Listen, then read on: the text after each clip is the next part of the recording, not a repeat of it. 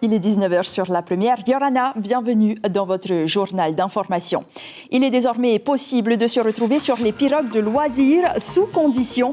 L'une d'entre elles a jeté l'ancre au banc de sable de FAA ce matin. Vous allez entendre dans quelques instants des clients satisfaits de pouvoir enfin en profiter.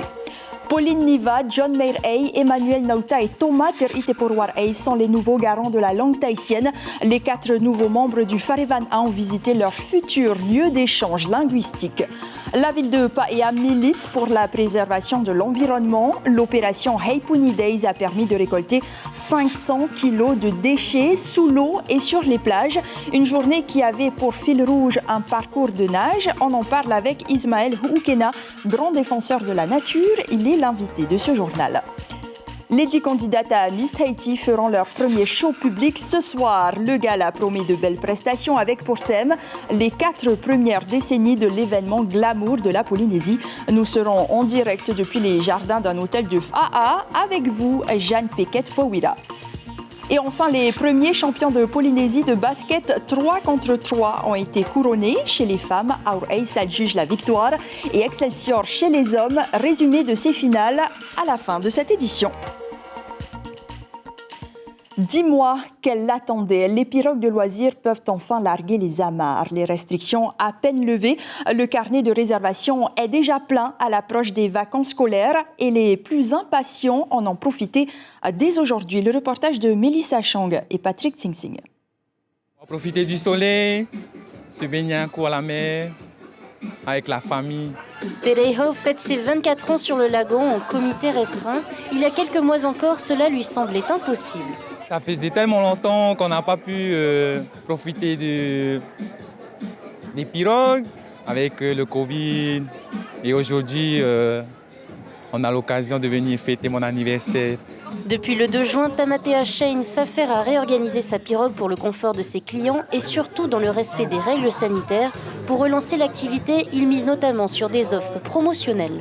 Depuis qu'on a eu l'autorisation de réouvrir, on a quand même eu pas mal de réservations. Après, les gens se sont quand même adaptés aux restrictions qui nous sont imposées, donc ça c'est pas mal. Nous, on a baissé nos prix pour essayer de satisfaire tout le monde et d'essayer de voir d'ici juillet si ça réouvre encore plus en fait. Vous voyez là, il y a beaucoup d'espace. On avait fait une simulation avec des tables, avec le nombre de personnes qu'on pouvait accueillir à la base. Et tout le monde peut circuler parce que moi j'ai un étage, donc en tout on a au moins 100 mètres carrés de dispo.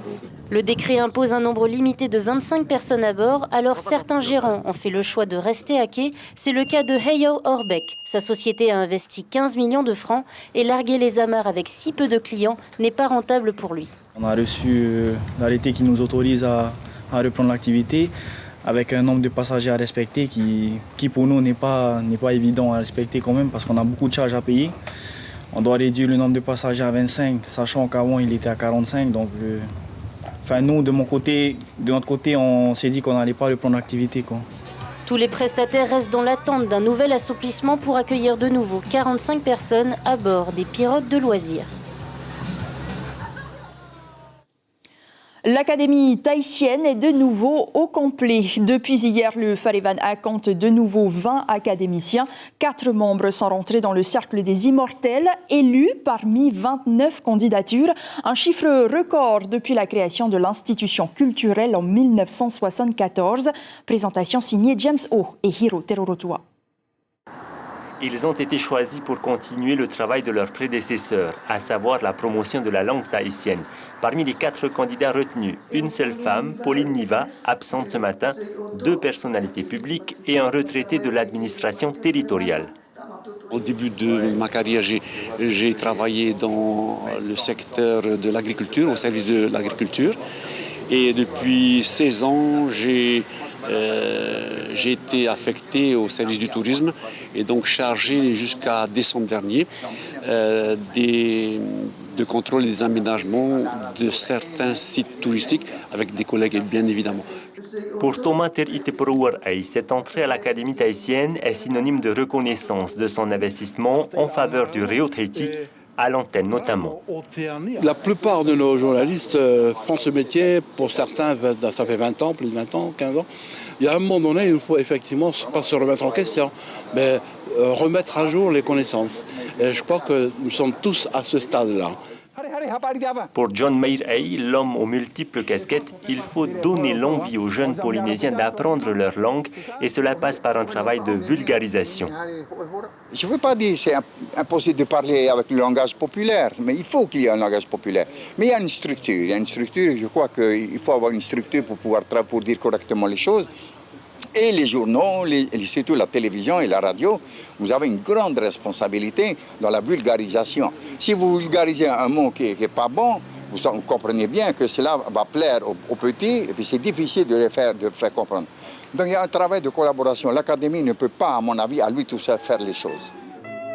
Pour rappel, l'Académie tahitienne a été créée en 1972 sous l'impulsion de deux hommes, Martial Yors et John Martin. Et nous sommes très fiers de compter notre confrère Thomas Terite-Pourwar-Ay parmi les nouveaux académiciens. Et les 4 nouveaux académiciens seront d'ailleurs officiellement installés lors d'une prochaine assemblée plénière. Accusé d'abus de pouvoir, Mario Banner, le directeur de la DSP, est soutenu par le syndicat indépendant des commissaires de police. Dans un communiqué, le SICP dénonce, je cite, une campagne de dénigrement acharnée et mensongère afin de tenter de porter atteinte à l'honneur et à la probité du chef de la DSP de Papeete suite aux accusations dont il fait l'objet. 500 kilos de déchets, c'est ce qui a été ramassé dans les lagons et sur les plages de Paea aujourd'hui. Énième action de nettoyage, mais avec toujours le même objectif, sensibiliser encore le plus grand nombre sur la pollution et son impact sur les ressources marines. Une action qui avait aussi un aspect sportif. Les explications d'Ismaël Tahiata et Hubert Liao. Vu d'en haut, c'est une vision de rêve. Le lagon est magnifique, la verdure luxuriante, un environnement qu'il faut absolument protéger de la pollution. Et ça commence par le lagon. 10 nageurs scruteront les fonds sur une distance de 7 km. Chacun devra se connecter à la nature. Il faut parler à l'océan et il faut demander à l'océan si on peut aller chez eux. Voilà. Et il faut remercier après l'océan de nous avoir permis d'entrer chez eux. On est parti dans un système économique de consommation à gogo. Tous nos enfants sont sur des tablettes et ne connaissent même plus la nature. Ni la mer, ni l'océan, ne ressentent rien du tout. Leur mission, ramasser les déchets sous l'eau. Sur Terre, d'autres équipes ont été déployées aux embouchures et sur les plages. Ici, à Rohotu, tout est systématiquement ramassé et trié. Les verres, des déchets à recycler, du plastique. On a des plastiques qui ont été donnés par la commune, le plastique vert, gris et les sacs de farine. Par exemple, les sacs de farine, c'est pour les bouteilles de verre. Les plastiques gris, c'est pour les déchets comme les niaos, tout ça, les troncs d'arbres. Et par exemple, les plastiques verts, c'est pour les bouteilles de plastique. Il faut nettoyer notre plage, que c'est pas une ordure, c'est pas une poubelle et que notre île est quand même notre culture, donc il ne faudrait pas la laisser dans cet état-là. L'objectif de cette journée, Heipuni, est de sensibiliser la population à l'éco-citoyenneté. La prochaine étape, ça va être les accotements et la RT1. Ensuite, prochaine étape encore après la RT1, on va faire les servitudes et ensuite les vallées, les rivières. Et on va essayer de faire ça à fréquence régulière tout au long de l'année. Après quelques heures, l'arrivée triomphale des nageurs. Et comme trophée, les déchets qu'ils ont récupérés durant leur parcours. J'en ai récupéré quelques-uns. Je crois qu'on en a tous récupéré. Hein? C'est vraiment ce qui nous tue, hein? En vie marine. Du coup, ça nous a montré aussi que la population de Paea aura fort à faire à se débarrasser de ces détritus qui traînent dans l'océan. La Polynésie n'est pas épargnée. Le plastique pollue et tue la faune marine. Chaque année, 10 millions de tonnes de déchets plastiques sont rejetés en mer. Les enfants ont retenu la leçon. Ils disent non au plastique.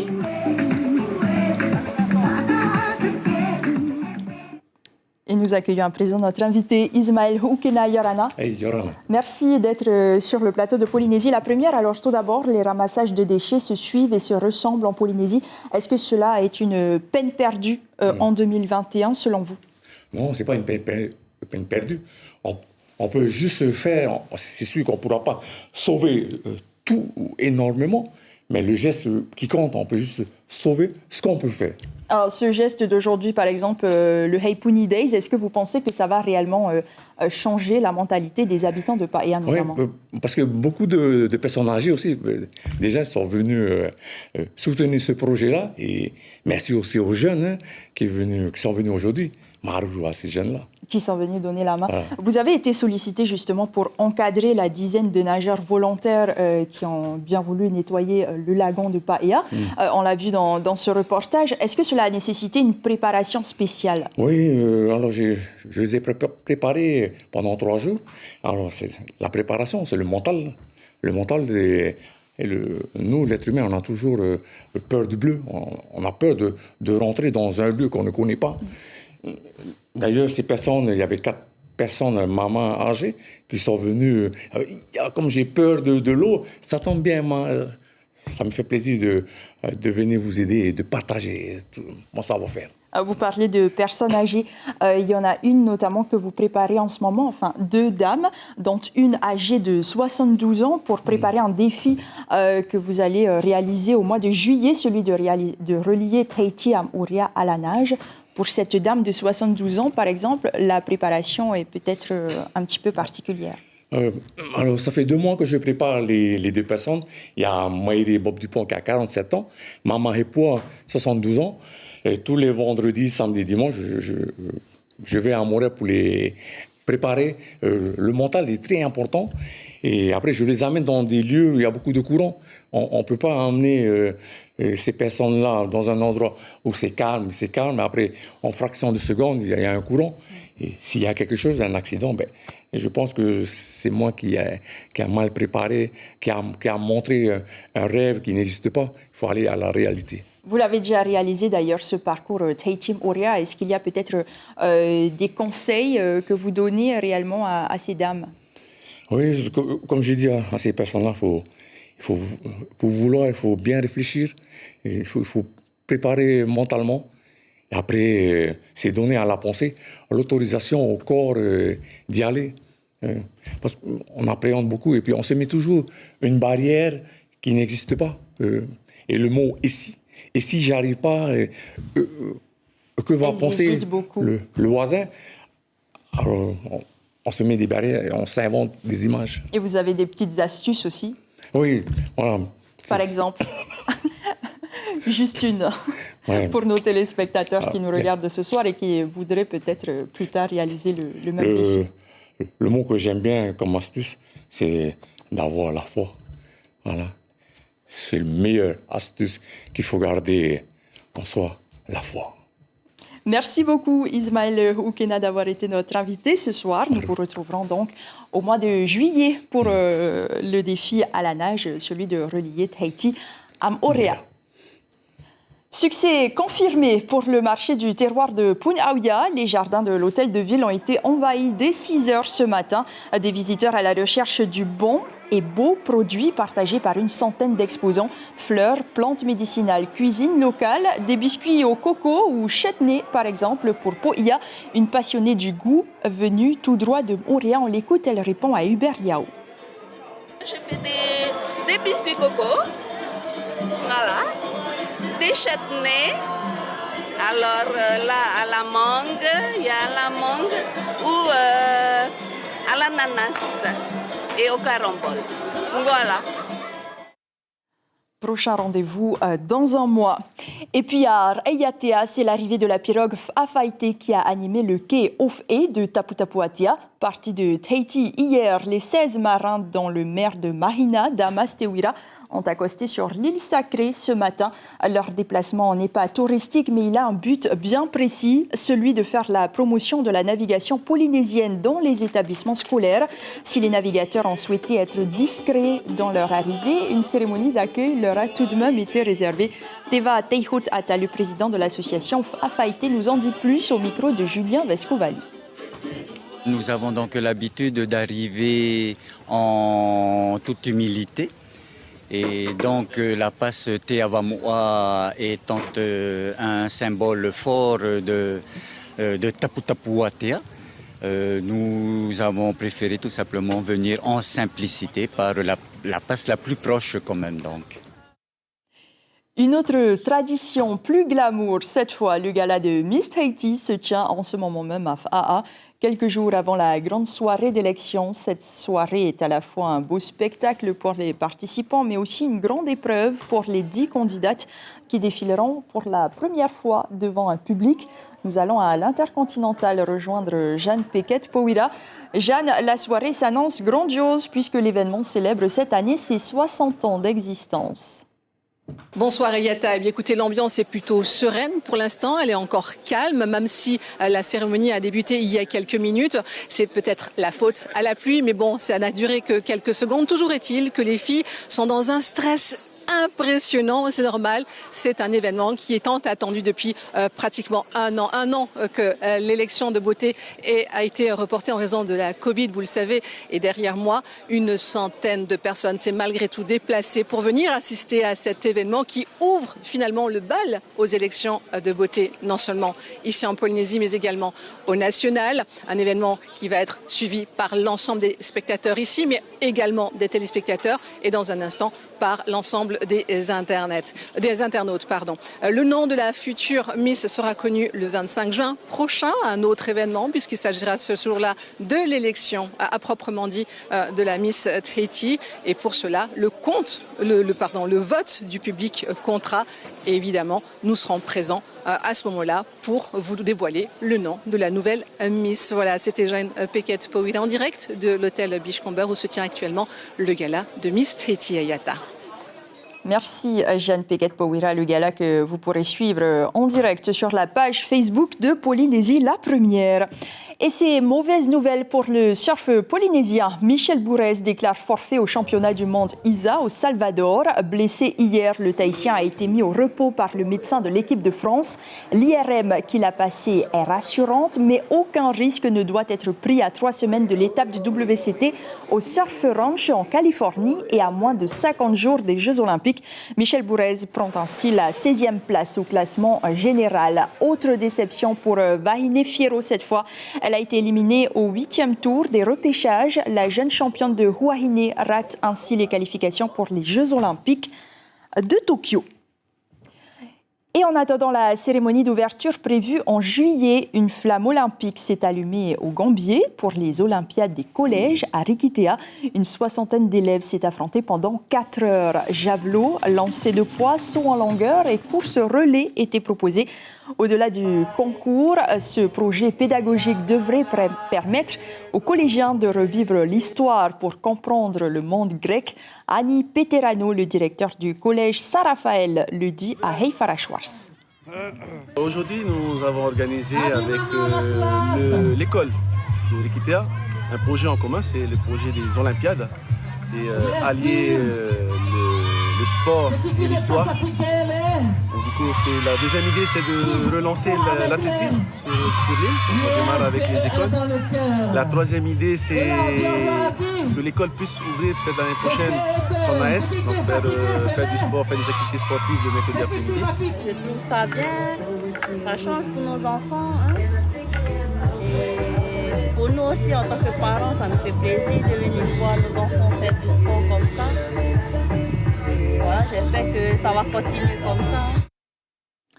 Retour à Tahiti, cette première qui n'en est pas moins un succès. Le championnat de Polynésie de basket 3 contre 3, la discipline olympique inscrite aux Jeux du Pacifique, a ses adeptes au Fénois. La Fédération tahitienne de basket s'est donné une saison pour convaincre des athlètes à sa pratique. Il faut dire que les règles spécifiques, l'espace de jeu restreint, la valeur des paniers ainsi que les qualités physiques qu'impose ce nouveau venu sur l'échiquier sportif local obligent les joueurs à la performance. Jeanne Pequet-Powira, Maruki Duri.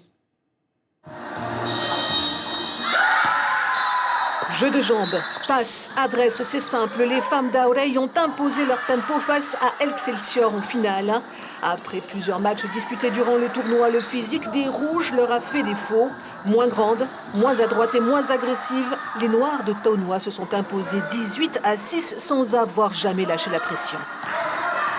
Physiquement, on était plutôt bien, justement, on est contente de ça. On a bien défendu, du coup elle tirait quasiment que de loin. On a bien tenu la défense et on a été à droite aussi. Donc on est plutôt satisfaite de notre match. Et tout va très vite, c'est 10 minutes au lieu de 4 cartons de 10 en basket 5-5. Et une fois le temps écoulé, on compte les points. Le premier à totaliser 21 remporte la partie. Et à ce jeu, la finale est promise à Excelsior chez les hommes avec un score de 22-7 contre Aurey, amputé d'un player, laissant le champ libre à Maraumbel, numéro 13, et son dernier tir longue distance, assassin. C'est toujours un titre, le club d'Excelsior.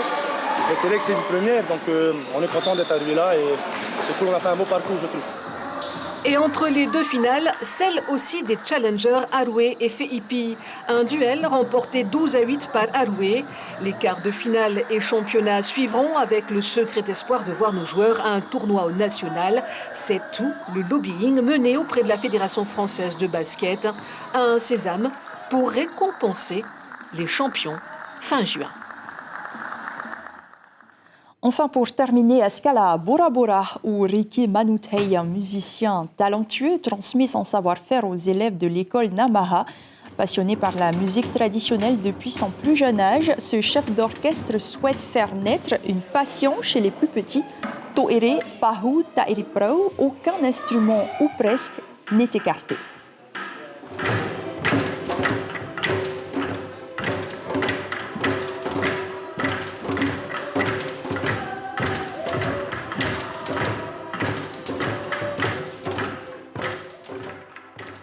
Des élèves attentifs que nous retrouverons peut-être au prochain Heiva des collèges.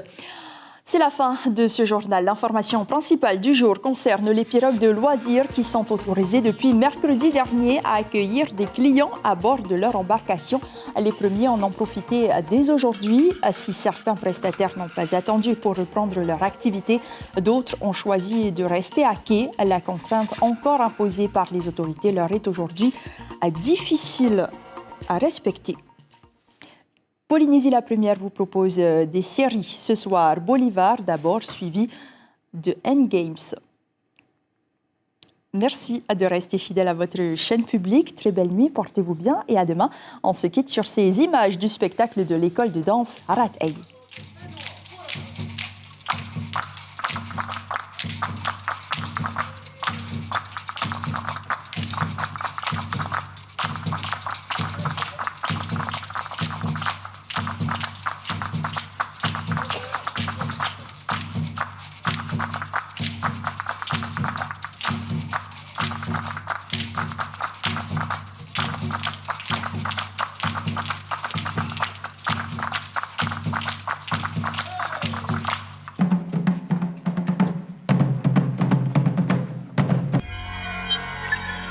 Retrouvez ce programme en replay sur notre site internet